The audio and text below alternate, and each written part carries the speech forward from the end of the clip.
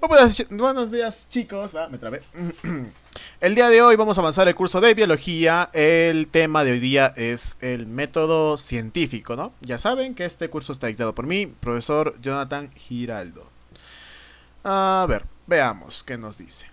Bueno, el método científico es una serie de pasos que nos van a permitir realizar de forma ordenada cualquier experimento o cualquier cosa científica que queramos hacer en verdad.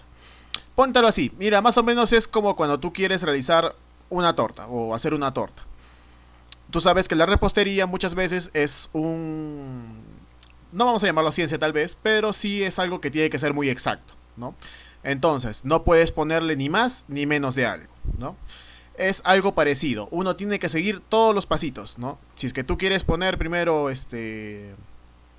si quieres poner primero, digamos, levadura, en el caso de que quieras hacer pan, no le puedes poner sal porque la puedes matar. O en el caso de hacer la torta, por ejemplo, tienes que hacer que infle un poco, por ejemplo, el queque. Si no lo haces bien, no te va a inflar el queque. O cosas por el estilo, ¿no? De igual manera, es este método científico. Tiene sus pasos. Son formas rigurosas que uno tiene que hacer de forma ordenada, ¿no? Entonces, ¿cuáles son esos pasos que vamos a ver? Por ejemplo, en este caso, los pasos van a ser el primero, la observación. Nos dice que aquí se define y escribe el problema tal cual, ¿no? Y el científico debe dejar de lado sus ideas, opiniones y miedos, ¿no? Como es así, más o menos, tú entras en blanco, ¿no? Tú entras simplemente mirando un fenómeno. Tú lo que tienes que ver es un... Bueno, por lo general vas a ver una problemática, ¿no? Una problemática a la que uno quiere darle una solución, encontrar una solución para poder generar de ahí ideas o mejores soluciones para la humanidad, ¿no? En este caso vamos a ver un ejemplo que nos dice observar y describir el comportamiento agresivo de las serpientes se debe hacer muy cuidadoso y no temerlas, ¿no? Es un ejemplo que nos pone aquí. De ahí tenemos lo que es la hipótesis. A partir de lo que tú observas, los fenómenos que tú observas, por ejemplo, en la antigüedad muy posiblemente los antiguos pobladores miraban un cometa, por ejemplo, ¿no? Entonces, ¿qué para ellos era? Era miraban y hacían una hipótesis acerca de ello. Ellos decían, no, augura, no sé, las guerras, augura muerte, augura el nacimiento de un nuevo rey, ¿no? ¿Qué sucede? Como no tenían idea de que simplemente era un cometa que pasaba o un astro simplemente que se movía, para ellos era algo personal, ¿no? Se metía con su cultura. Para ellos eran muy egocéntricos en ese sentido y decían que todo lo que sucedía alrededor tenía que ver con su pueblo o con su rey o con su religión, ¿no? En ese caso, eso era una hipótesis. Ellos planteaban su hipótesis. Para ellos, muy posiblemente haya sido sus leyes, ¿no? Pero es una hipótesis, es un planteamiento. Nos dice que esto es después de la observación. El científico lanza una o varias suposiciones. Estas son las hipótesis, que tratan de explicar un problema. Por ejemplo, cuando un biólogo observa la capacidad de los murciélagos para volar en la oscuridad, ¿no? El biólogo puede suponer que seguramente tiene una visión basada en el sonido que emiten, ¿no? Como una ecolocalización, que es lo que nosotros usamos, por ejemplo, o lo que usábamos en la Segunda Guerra Mundial para detectar aviones también. Los radares, es muy parecido, ¿no? Vamos a llegar entonces al paso de lo que es la experimentación, el paso más bonito que a todos quieren pasarse de frente, ¿no? El paso en el que muchos quieren ver explosiones y cosas por el estilo. Pero ¿qué es la experimentación? La experimentación es la comprobación, ¿no? Es la comprobación de tu hipótesis. Vamos a ver si lo que has dicho era verdad. En el caso de los que yo les decía, las antiguas personas pensaban que era el nacimiento de un nuevo rey, de un nuevo dios, o de una catástrofe, ¿no? Algunas veces sí tenían razón, ¿no? Su experimentación entonces para ellos era correcta, pero sabemos actualmente que no, ¿no? Pero era un azar en ese sentido. Hoy en día sí se realiza con mayor precisión, ¿no? Nos dice que es para comprobar la hipótesis, el científico debe diseñar un experimento, ¿no? Una forma de demostrar mi hipótesis. Y anotar los resultados con el objetivo de confirmar o descartar la hipótesis. Puede ser que tú creas una hipótesis y esta no sea correcta. Se dan muchos casos. Hay una infinidad de casos en los que no es correcta. En ese caso, profesor, esto se descarta, está mal, es por gusto. No, no es por gusto. Porque muchas cosas de la ciencia, muchas avances de los que hemos hecho han sido prueba y error.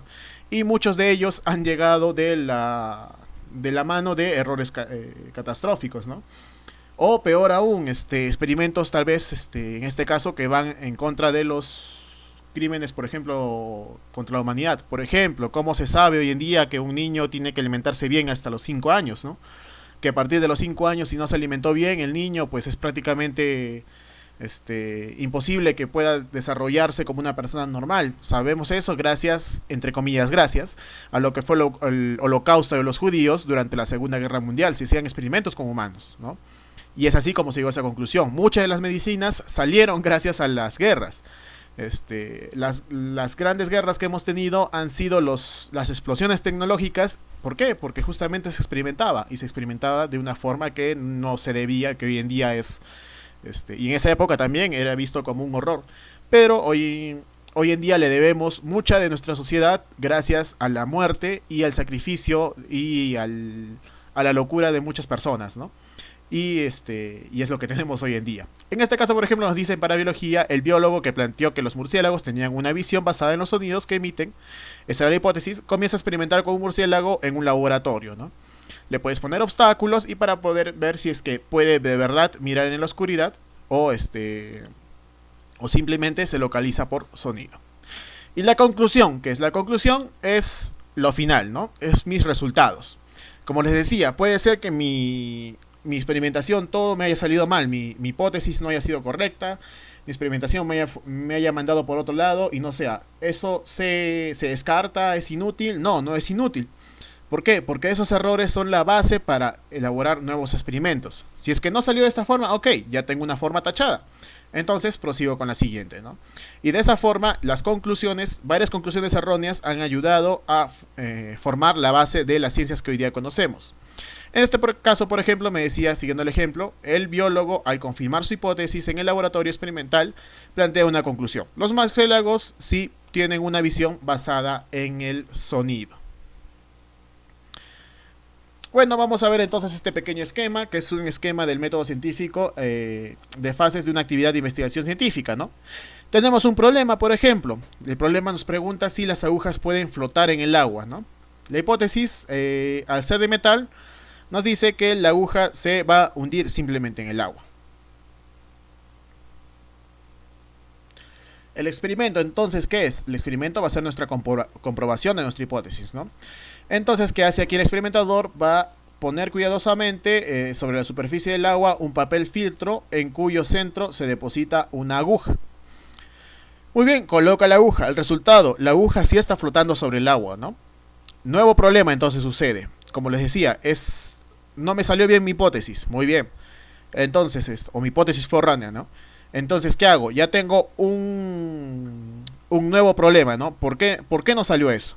Puede ser la forma en la que yo realicé, por ejemplo, ¿no? Ya hemos visto también en física que tenemos errores del mismo experimentador. Bueno, ¿qué me dice? Un nuevo problema, la aguja flota.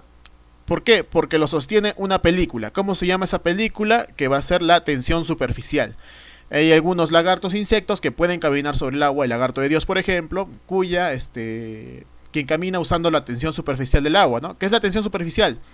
Vamos a llamarle así como una pequeña sábana que tiene el agua por encima del agua, la cual va a ser como si fuera,